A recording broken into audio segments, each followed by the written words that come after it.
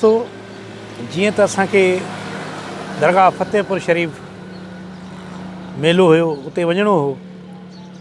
असांखे रस्ते में ई ख़बर पई त उते बरसातूं थियूं आहिनि ॾाढियूं, त मेले खे कुझु ॾींहं पोइ हिते कयो वियो आहे ऐं पोइ वरी इनशा ॿी तारीख़ ॿुधाई वेंदी।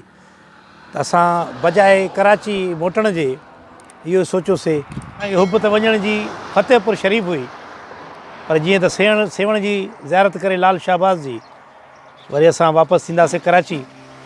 जॾहिं मेले जी तारीख़ मिली त पोइ वरी इनशा ताला ज़रूरु वञिबो। थिए थो बाबा ॾाढी थधी आहे हिन वक़्तु, माना मामा अञा उहा थधि न आहे। जून जुलाई में हिते बाक़ाइदे ईअं सम्झो त माण्हुनि खे सीउ थींदो आहे अंदरि, एॾी माना थधि हूंदी आहे। इहे बि अलाह जा करम आहिनि। ॾिस पहाड़नि में आबशार, थधियूं हवाऊं, मौला जा वॾा करम आहिनि। इहे सभु इंसान जे लाइ अलाह साईं जेको बि सुखु आहे उहो इंसान जे लाइ कयो आहे। इंसान एॾो प्यारो आहे अलाह खे, जो इंसान खे पाण खे ख़बर न आहे त मां अलाह केतिरो प्यारो आहियां। सुभान अलाह।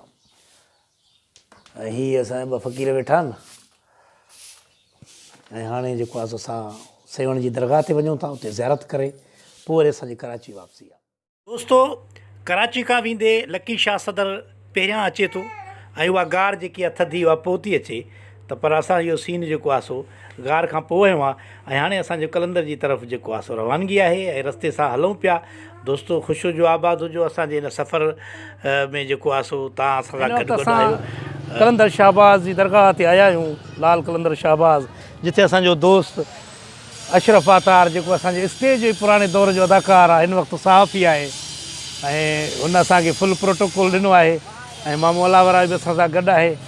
ऐं हिते ई तव्हां ॾिसी रहिया आहियो दरगाह, हीअ बाज़ारूं आहिनि दरगाह जूं। ऐं हाणे असां अंदरि दाख़िलु थींदासीं दरगाह में। अचो साईं। हीअ मामू हुसैन गाॾई जेको हमेशह असां सां गॾु हूंदो आहे।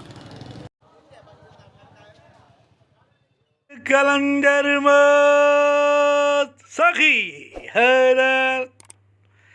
दोस्तो, असां कलंदर शाहबाज़ जी जेको अंगण आहे उते बीठासीं। उनखां पोइ अंदरि मज़ार शरीफ़ में आयासीं, जिते माण्हुनि जो तमामु वॾो तादादु आयल हो, जंहिंमें असां सां गॾु मामू अलावर आयो, मामू हुसैन बख़्श गाॾई ऐं मां ऐं दोस्त उतां जो साईं अशरफ आतार बि असां सां गॾु हो। ऐं जंहिं असांजो हीउ वीडियो बि रिकॉर्ड पे कयो। त हीअ तव्हां ॾिसी रहिया हो कलंदर शाहबाज़ जी मज़ार जो जेको आख़िरी अंदरी जेके आराम गाह आहे, उहा असां तव्हांखे ॾेखारे रहिया आहियूं। दोस्तो, अलाह जा प्यारा वली आहिनि। हिते वञण सां बि ॾाढो सुकूनु ईंदो आहे। परे परे जा माण्हू, औरतूं, मर्द, ग़रीब, बीमार, मिसकीन सभु हिते ईंदा आहिनि उमेदूं खणी। अलाह जा प्यारा आहिनि। पोइ माण्हुनि जो अघिजी बि वेंदियूं आहिनि दुआऊं।